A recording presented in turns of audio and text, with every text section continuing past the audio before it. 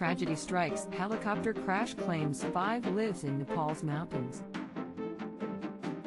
A helicopter crashed in the mountains northwest of Nepal's capital, tragically killing all 5 on board. The incident occurred on Wednesday, raising concerns about aviation safety in the region. Rescue teams have been deployed to the crash site to investigate the cause of the accident.